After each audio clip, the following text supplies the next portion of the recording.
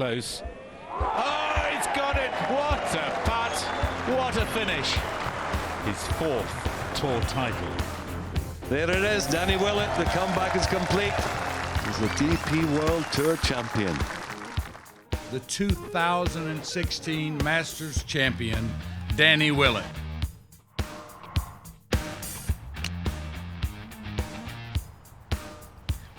That is a rite of passage, skipping balls off the water for the 2016 Masters champion, Danny Willett. You're joining us now on Playing Lessons.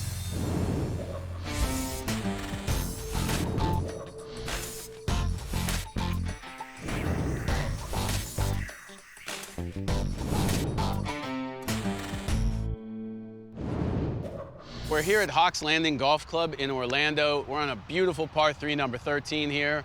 So we got 140 hole. It's probably playing 52 into the wind, right? What I see a lot in Pro-Ams, and I know you've played 100 of them, thousands of them probably, how often do people not hit enough club?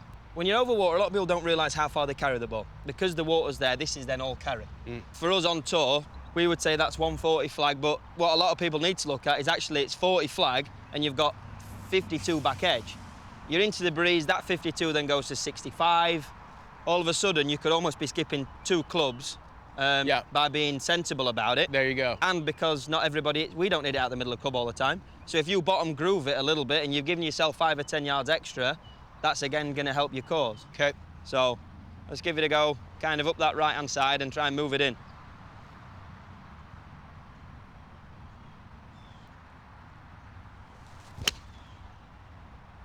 This looks pretty solid here, bud. Yeah, it was a little clean, but because I've pulled it a little bit right onto target, it's safe. And that's me giving myself that little bit of margin.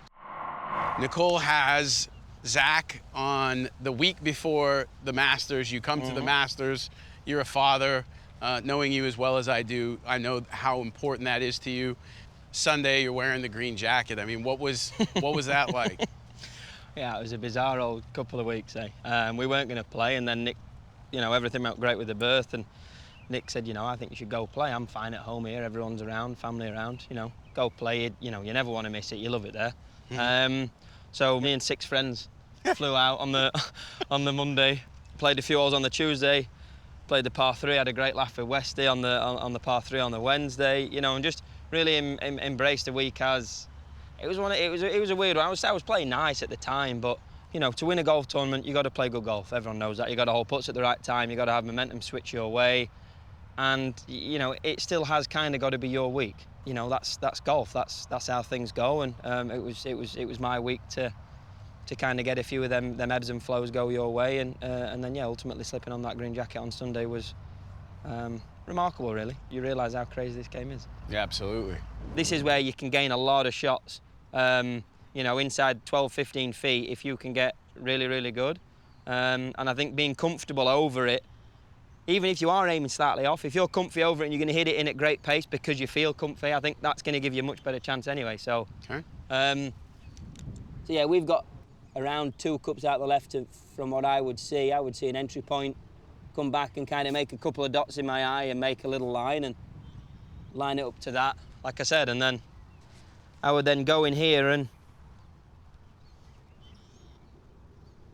I look there and feel like that's pretty good. Slightly high if anything, but I think that allows me to hit this at pretty nice pace. It's a downhill, you're not going to want to hit it too hard, so I'll then have 1 practice stroke looking at the hole and trying to feel the stroke that I'm going to make. Get set in. Try and get that line pretty good. Bingo. Lovely, bud. The biggest advice I'd give to anyone trying to hit around a tree is you've got to miss the first tree. Man, you are a first take Charlie.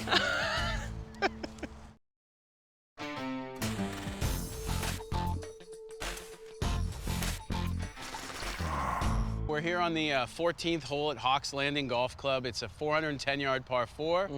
There is water at 290 yards. Yeah. What would you do instead of kind of taking on that water?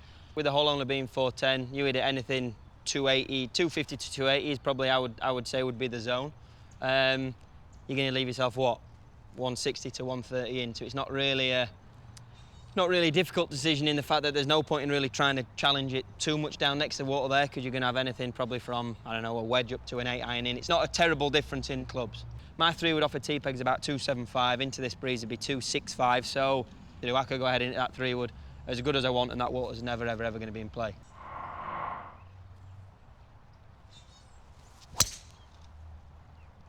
And that should be primo? Yeah, I've hit a pretty solid low draw. Yeah, lovely shot. Okay, Danny, so you have navigated the tee shot perfectly. We've come down into the fairway, and as is the case in life, it's not what you are given, it's how you deal with it. So you are in a divot. Yeah, ish. I know that our viewers end up in a divot as well. Visually, it's a lot worse. Visually, it's worse, especially with what we've got. Again, over water, over bunkers that look like they're close to the green. So, this is golf. This is what happens. For me, we've got 151. And so off of this lie too, it looks like it's going to help us to draw the ball a little bit easier, right? Left flag again. The ball's going to be back in my stance because I'm going to get a little steeper on it, try and get it cleaner. I'm effectively going to hood this a fraction. Okay. But again, like on the last hole, knowing here that flag looks to be you've got 12 past it. So, don't be afraid to kind of give this a little bit. But definitely with how we're talking with the numbers, so I get in there and I try and get that toe right into that ball and visualise just up the right side, and then get that ball position back.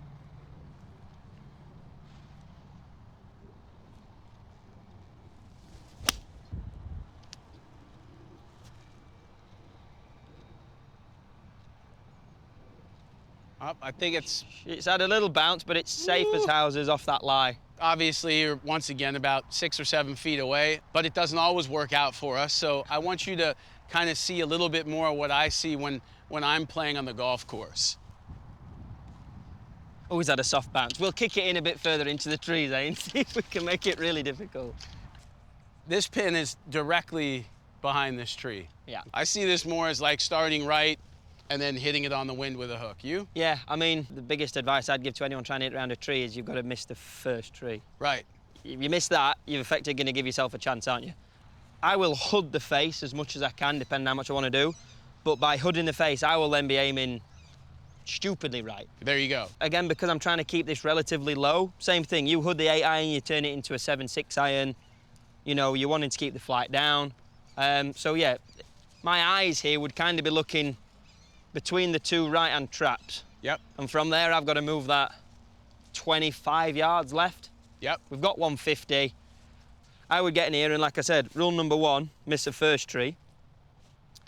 I would then get that ball a long way back in my stance. By doing that, I'm taking the path right and everything right. I now know that I can swing that, and there is no way I'm going to hit this tree. Right. So I can then, if I wanted to, I could hood that a bit more until I get comfy as to where I feel like I'm going to bring that back online. Keep coming. Okay, this has worked out beautiful. It's worked out quite. I didn't realise that the green slope back to front, right to left, which kind of helps a little more. And you are a first take Charlie.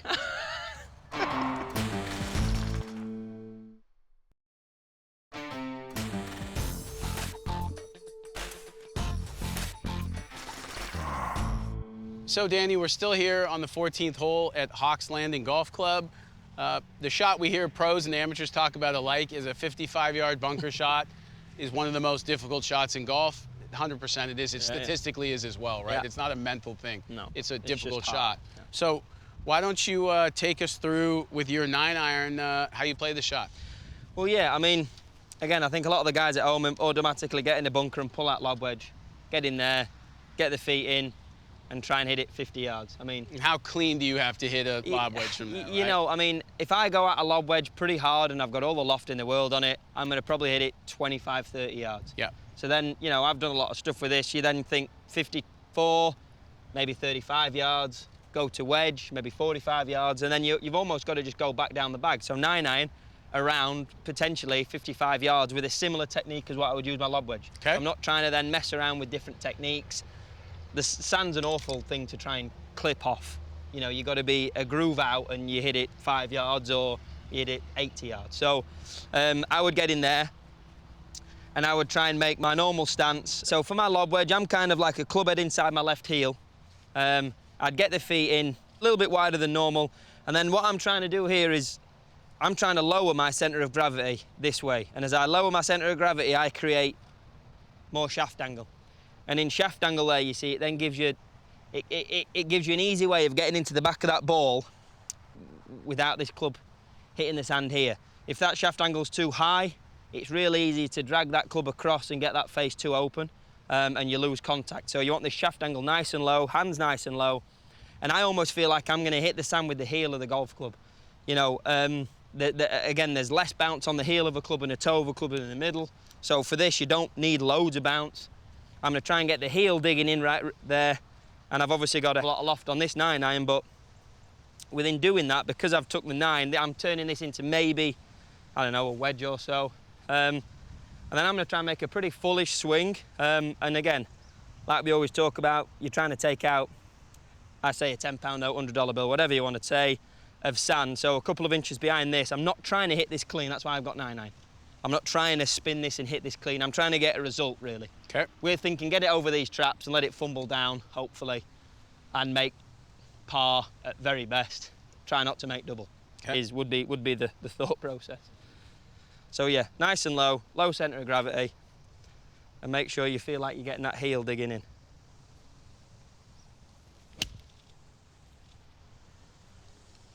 And I've done a lot of practice with different clubs, so I actually struck that pretty well.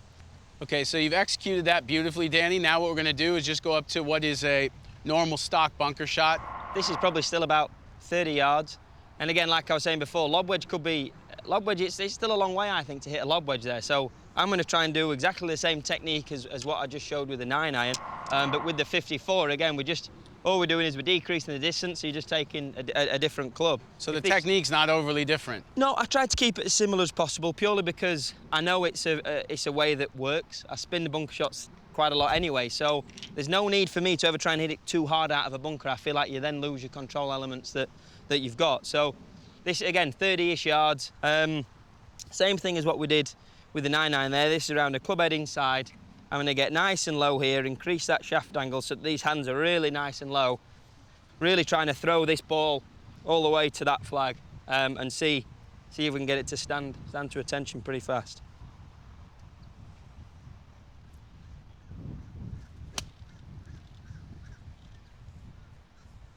Oh, this is just unbelievable. Do it. Here. Oh, yeah, that was gorgeous, bud.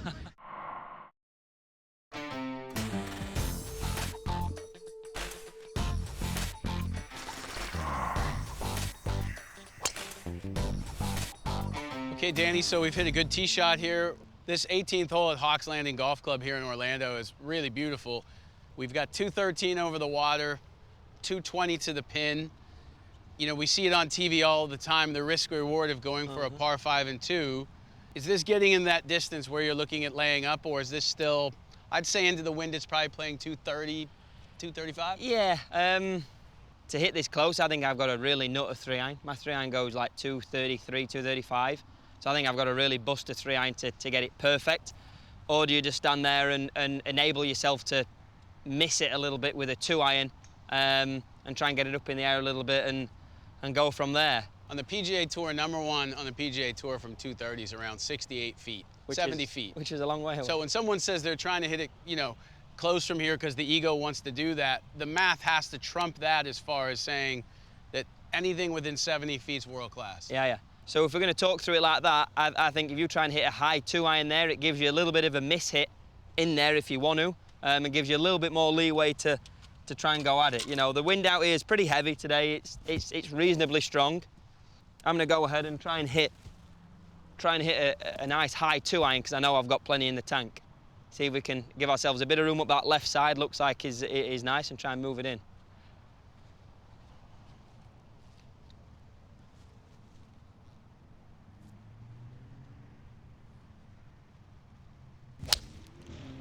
Oh. I just need that to sit down a bit. I've hit that nice, yeah. So, again, what I was talking about is dry, but it's flushed, straight. How good was that shot? How much did you enjoy hitting that shot? It was nice. It's funny, because we know then that we've pulled maybe a club too much in a perfect world. But by the same token, if I were to do that most days on tour, I'd probably walk off here one shot better than you would do purely through making this game a bit easier by I don't have to flush this. Funnily enough, when you feel like you don't have to flush it, you usually do, which is the way it goes. But yeah, I'll take it. It was good. That was a beautiful shot. As they talk about in training, that you want to get into the ugly zone a little bit, you want to go into the unpleasant parts, training in a more difficult way. But second, we've now hit it the same distance, but we are just in that fairway bunker. The yardage and everything's going to be the same. Be interesting to see how you talk us through this one. Yeah. This, for me, 18th hole in a golf tournament would be massively situational. Yes. You've got a 3-shot lead. If you attempted to pull a long iron out here, you'd hope that Sam would be snapping it over his knee like tin cup and walking down, giving me a wedge and walking down. Sam is his caddy, so Sam would be snapping every club right up to lay up 8 iron. Again, in the bunker, you're talking about stance, massive thing. If your lie is not good enough to do anything, I don't care how good you are, you're not going to be able to do it. So for me, we have a good lie, though. We've got a pretty good lie. And it's playing lessons. It's playing lessons on a Monday. So for me, out of this, I'm trying to hit a high, clean golf shot. Absolutely. But the funny one there is that I'm not going to try and hit it high.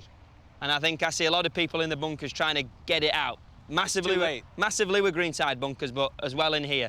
So I'm going to try and, me here, I'd be trying to almost hit this high from middle of my stance. Okay. I'm not trying to get this too far forward because I feel like that's really difficult when your feet are unstable. To get contact? To get contact. So the first thing here is contact. Once you get contact, you got a relative chance. As soon as you hit this a little fat or whatever, you're screwed. So we're going to go middle of the stance, but then to try and hit it high from middle of stance, I'm going to try and feel like I'm staying on my right side for as long as possible. Okay. Which for me at the minute is a really good drill in what I'm trying to do in the golf swing as well. So I'm going to come in.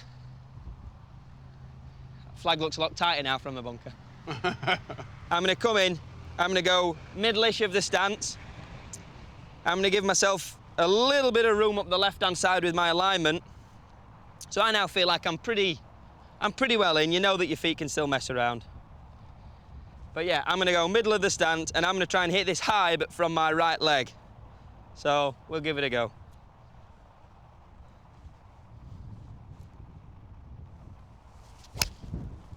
Oh, my Lord. This is absolutely, this might be better than the one from the fairway. Yeah, this could be better. Oh, we got souped. That's so tin cup on 18. So that's then, what happens there is that felt like a really good strike. Yeah. And there's 35 yards of difference. So I think you got gusted slightly too. And we'll call it a blame on the gust, but we'll also blame Caddy for letting me hit 2 iron from a fairway bunker. Okay, Danny, so this is where our 2 iron is finished. Might have been the best 2 iron you've ever hit. But it's put us in a good spot. As you can see here, this green is really shallow. Yeah. Putting it for our viewers, this might be a very real play, is to putt it. But if you can get the ball in the air, you control what it does more, right? Yeah, I mean, obviously your variables here are you've got 6-7 yards of fringe, and then you've got a pretty steep downslope. So from that lie, there's no way I can fly that on the green. If I had a nice lie in the rough behind it on the upslope, I could maybe fly that over and get it to stop soft. So this for me, yeah, would be more like a normal-ish kind of chip. And I'm trying to get, first bounce is obviously going to be short, but I need my second bounce to still be short of the green, so that by the time it gets on here, it's only trundling on. But yeah, I mean, in tournament, again, lie dependent, you may very well see 50% of the guys put this, purely for the fact that they don't want to leave it, stub it short in the grass, don't want to get it coming on with too much pace and whatever it is. So for the purpose of what we're trying to do, I'm going to try and, for me, I'd take the variable of this out, which I think is quite tricky to judge pace of the putt. I'd then be trying to chip it and kind of pitch it in and around here with the first bounce. Second bounce is then going to be checking just short, and then by the time it gets on, then hopefully all the pace is off the ball, and it should hopefully work down quite nicely. Execute that for us.